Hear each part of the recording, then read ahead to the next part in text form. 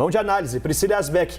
Essa redução do diesel, então, vem numa hora, mais uma vez, que a gente comemora, né? Porque o diesel abastece caminhões que transportam alimentos, que transformam produtos, também os ônibus de transporte público, mas não era tão esperado assim, né, Pri? Pois é, a questão do diesel é uma questão preocupante, né? Até, enquanto você falava, Daniel, estava aqui pegando o relatório da Bicom, que é a Associação Brasileira de Importadores de Combustíveis, para entender qual que é a defasagem hoje, que pelo menos a partir de manhã, né, que era apresentada do preço do diesel aqui em relação ao preço lá fora. Então, o preço aqui estava sendo comercializado 46 centavos acima do preço lá fora. É por isso que a Petrobras reduz o preço. A gente lembra que antes tinha uma situação oposta, né? A defasagem era negativa, então os preços aqui estavam abaixo do preço lá fora, né? Então, quando o preço aqui está abaixo do preço lá fora, gera aquele problema de ficar desinteressante importar esse combustível que vem de fora. É por isso que a Petrobras teve que promover vários reajustes ao longo desse aumento muito forte que houve do petróleo lá fora, com pandemia, com guerra na Ucrânia. Agora, com o petróleo suavizando um pouco os seus preços, acontece o inverso. Então, o preço aqui já estava acima do preço lá fora, com isso há uma margem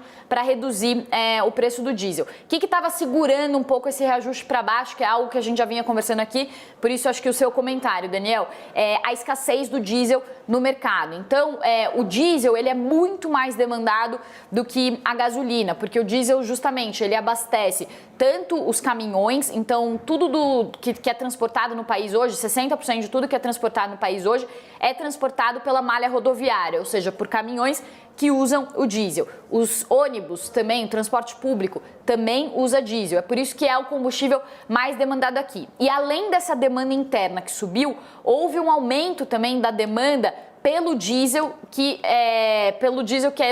vem dos Estados Unidos, que é o nosso principal fornecedor, mas que também passou a ser fornecedor dos países europeus, porque o diesel é usado na Europa para aquecer as residências. Então, há um problema de aumento da demanda por diesel lá fora. Então, com isso, a gente também acabou sofrendo um pouco com essa questão de escassez do diesel. É por isso que o diesel também passou a ser mais caro até do que a gasolina, porque passou a ser mais demandado do que a gasolina. É por isso que a gasolina vinha caindo antes do diesel. Esse é um fator. O outro fator também é que houve aquela regra do ICMS, a lei aprovada do ICMS, que botou um teto no preço na alíquota do ICMS de 17% a 18%, tanto para o diesel quanto para a gasolina. Mas, no caso da gasolina, o ICMS era de cerca de 30%, então houve uma redução significativa. No caso do diesel, o ICMS já ficava abaixo desse patamar, então não houve tanta mudança. Por isso que a gasolina estava custando cerca de R$ 5,80, segundo os últimos dados da ANP, daqui a pouco eu vou olhar aqui com calma para checar, e o diesel já acima dos R$ 7,00. Então vem agora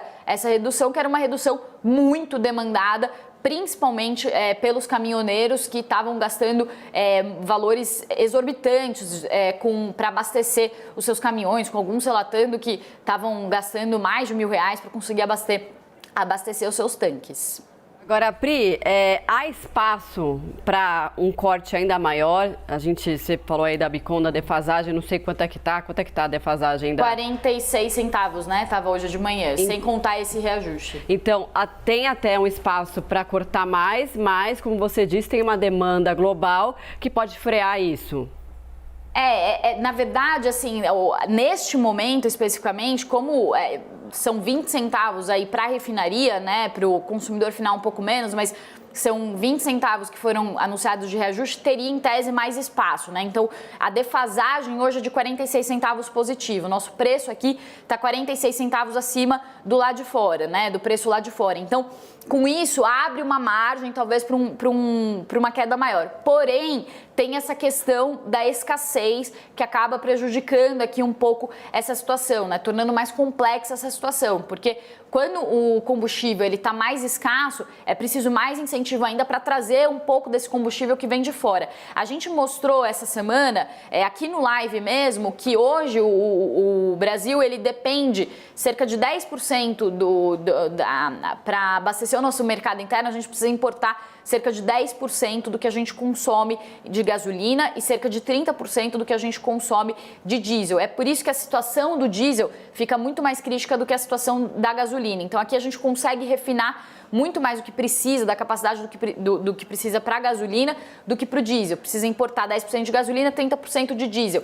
Então, com essa dependência maior do diesel do mercado externo, fica mais complexo fazer esses reajustes para que não haja um risco de desabastecimento por aqui. Mas esse reajuste para baixo, ainda que não seja numa magnitude tão grande, vale lembrar, o diesel estava abaixo de R$4 antes da pandemia, só para a gente dar uma ordem de grandeza. Hoje está valendo mais de R$7. Então, mas de qualquer forma ele traz um certo alívio, até porque esse momento agora, o segundo semestre, é um momento em que são escoadas as safras agrícolas, né? O maior momento aí de transporte das safras, né? E então isso seria muito importante porque justamente o diesel ele acaba afetando o custo do frete, que acaba afetando todos os preços da nossa economia, ou basicamente todos os preços, né? Mas de produtos que são transportados, principalmente alimentos, né? Que estão pesando ainda bastante sobre a inflação. Os combustíveis deram uma aliviada, mas os alimentos ainda estavam pesando. Então, essa queda do diesel, ela pode também contribuir aí para uma queda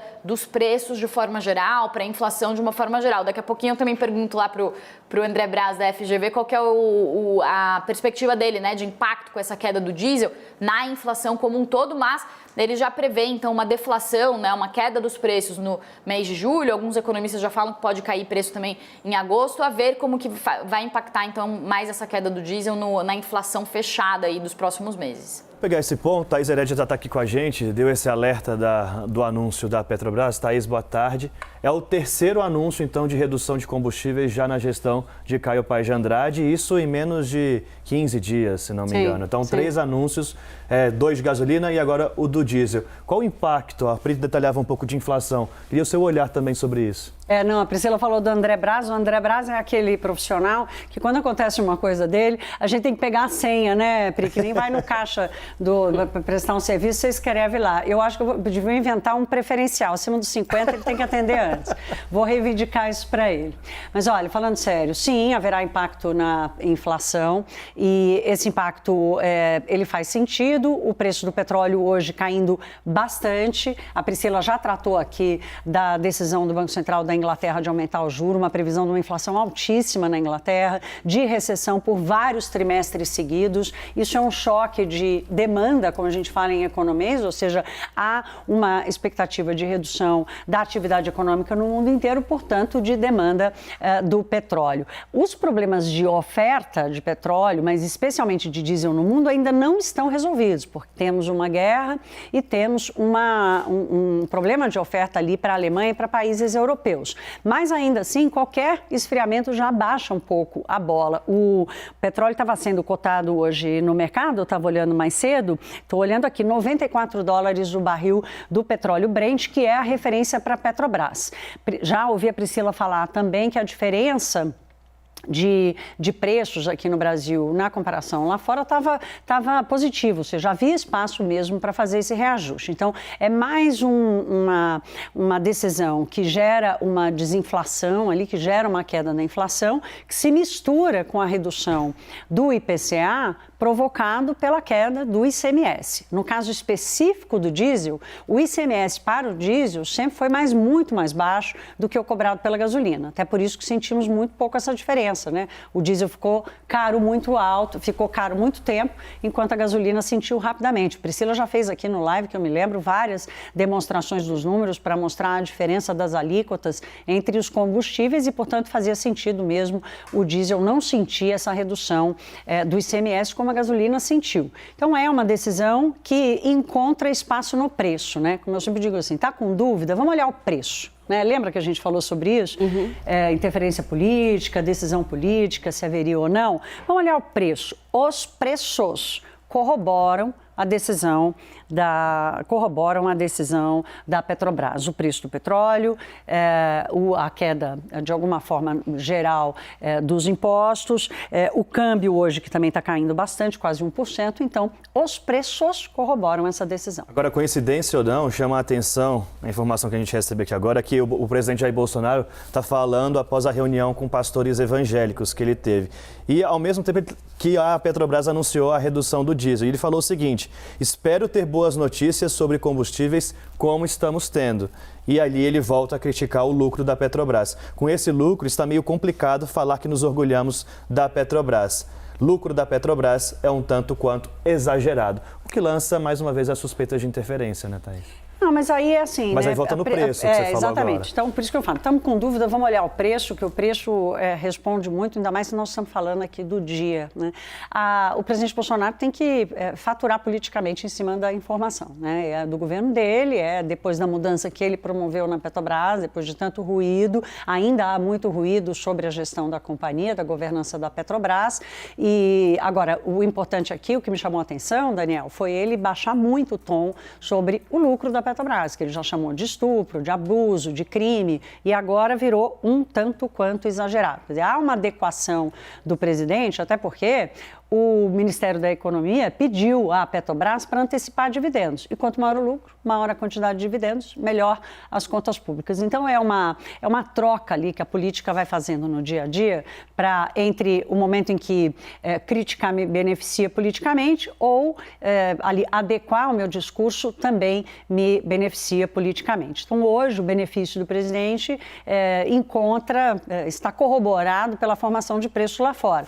Você quer entender qual vai ser a sustentabilidade disso lá para frente? O mundo está vivendo um período extremamente volátil.